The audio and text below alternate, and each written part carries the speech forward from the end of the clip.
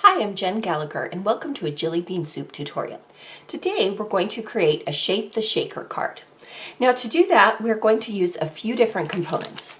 The first is a square card, and you can see that it already has this square window cut out, and you get a pack of them when you purchase them. You want to get the matching size of square. This is going to hold the fillers that we put in. You can put anything you want in here and it's designed to perfectly match our cards. We're going to use the stamped barn door, and the reason why I chose this is, do you see this little square piece right here? This is designed to fit perfectly so that we can die cut either pattern paper to go around this, or when we stamp this out we could stamp it on a different piece of paper, and then it would allow the square to show through, and I'll show you as we make the card. Now for fillers we have all different kinds of options. We have word fetty, which is wood veneer with little phrases printed on it. We have other wood veneer like these butterflies here. And then this is how I store my shaker fillers. We have beads. We have different little shaped sequins. These are stars. And we have regular sequins and lots of different colors. And these are just a few of the colors and filler types. But this gives you a lot of options. They do come in packages that are both single as well as multi-packs rather. So let's go ahead and get started and create a fun festive card. So I'm using a tool called the Misty. Now this is not required to create your card, but this just makes it a little bit easier. So how it works is I have placed my card inside this stamping platform, and these are magnets that hold it in place. Now I placed the clear stamp onto the piece first, onto the card, and then the platform actually picks it up. So then what I can do is ink it, and I'm going to use a dark green. I'm going to create a fall card. Now this particular stamp could be used for summer or spring. It's a great stamp to really stretch your supplies.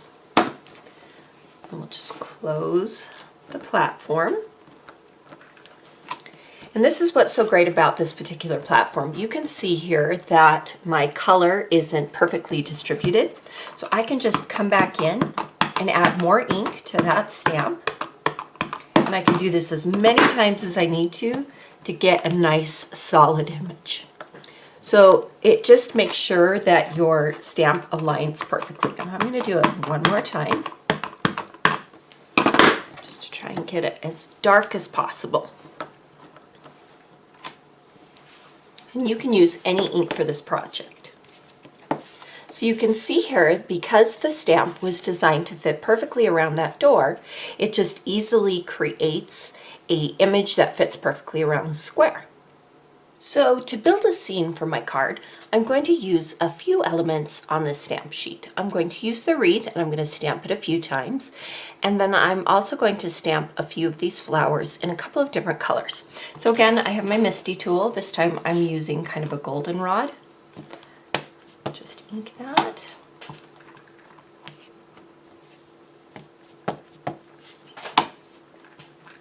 And you can ink it as many times to get it as dark and as solid of a piece as you want. Now you want to do this a few times so that you get a couple of different flowers in different colors, as well as a few different leaf pieces, or rather wreath pieces, so that we can layer them.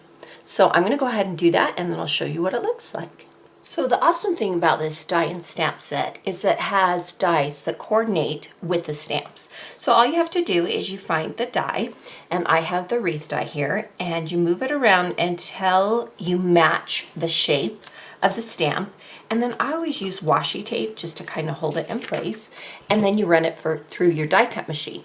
Now there are dies that coordinate with many of these phrases, but there's also some extra dies, and I'll show you what those are for in just a bit.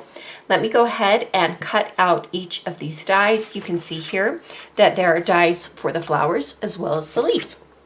So here's why those dies are so handy. See how they perfectly fussy cut around the wreath and the flowers and the leaves? So this is a great way to use those dies in coordination with the stamps. So there are a few dies on the stamp set that don't have a coordinating stamp. This is the flower pot, and this is the banner piece. But the reason why we have these is so you can create scenes without having to use stamped images for each of these pieces. So let's go ahead and start building our scene. So before I started building my scene, I had an idea. So what I did is I fussy cut around the edges of the card on which I had stamped the door. And then I took another card from that package, and you can see I've just used a embossing folder with a polka dot pattern. And now I can place my door right on top. So using that Misty allowed me to have this perfect square, so I can do this really easily. Now I can also pop dot it if I want, but I'm going to leave it flush because I am going to add the shaker filler to it. So I'll just use some dot runner adhesive. And we'll add this right on top of that embossed card. And that just gives the card a little bit more interest and texture. And you can see here. So the reason why I did this separately is because I didn't want the embossed pattern to cover the stamped area. I wanted it just on the card itself. So you can stamp it twice, or you could stamp this on separate paper and then use the die to cut out the center. So a couple of different options. So now let's go ahead and build that scene. I have the flower pot. I have a couple of flowers. We're going to use the wreath on the shaker part, and I have the little banner here. Now before I go any further, I'm going to stamp a phrase on this banner. And I'm just going to use a clear acrylic block for this. And then I'm going to use this home sweet home phrase. And what I am going to do is I am going to twist it a little bit, just by manipulating the stamp a little bit. And then I can easily stamp it onto the banner with some black stamping ink. So I've curved my stamp, and I'm going to stamp on the left side of the banner because I'm going to place the pot in front of it. So just press firmly. And you can see that by curving the stamp on the block, I get a nice curve that follows that banner piece.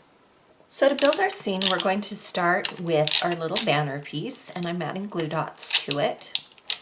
And we're going to put it along the bottom edge of this door, and then I've added pop dots to a couple of these die cut pieces, and we will just go ahead and build a little flower pot scene here by overlapping them. Because they have pop dots behind them, they kind of stick out a little bit. And then I'll use some glue dots behind the leaves to just add a little bit of dimension to those leaves. So some of the items are just put flat, and some of them are popped up. And this just adds some dimension to your card. So you can see that cute little flower pot. So one thing I like to do when using shaker cards is I like to fill the inside with a coordinating color so that when you close the shaker card, you can see a different color inside. This is just total personal preference. It's not necessary, but I just really love the look. And I've cut it slightly smaller so there is a white edge all the way around this piece. Now we're going to go ahead and fill our filler. Now you can see that when I place this in, it is perfectly squared. I don't have to do anything to it, it's just ready to go. And around the edge is the backing for the sticky part. So when I remove this, it's going to stick to my page.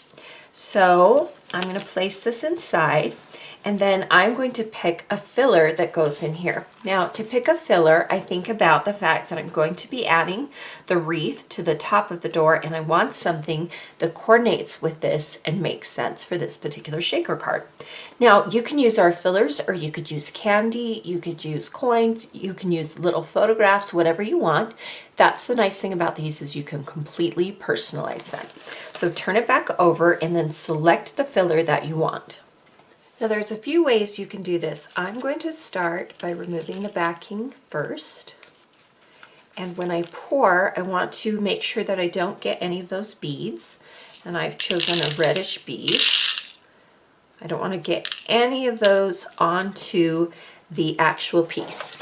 And then I'm going to use some of these word pieces. And when you put these in, what you want to make sure of is that the word faces up. So I'm going to use happy. You want to make sure it says happy me. Now here's where the fun part comes in. Once you have everything in there that you want, you're going to close that piece and press it all around. That's what it looks like on the front. Ta-da! Isn't that awesome? Such a great design. So now we can go ahead and add our wreath to the door. And I'll just add some adhesive to that. And this is going to go right on top. And then I wanted to do a second piece. I'm going to use glue dots for this and offset it just to give it a little bit more dimension.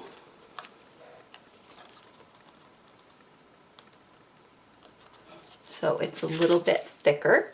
And then to the top, if you want to finish it off, you can add a little bit of string or ribbon. So it just looks like a real wreath hanging on the window of your door here. So I have this little piece of twine. It has a little glue dot behind it. And once I get it on my wreath, I can trim off the excess pieces of twine. And then that adds just a little bit of dimension.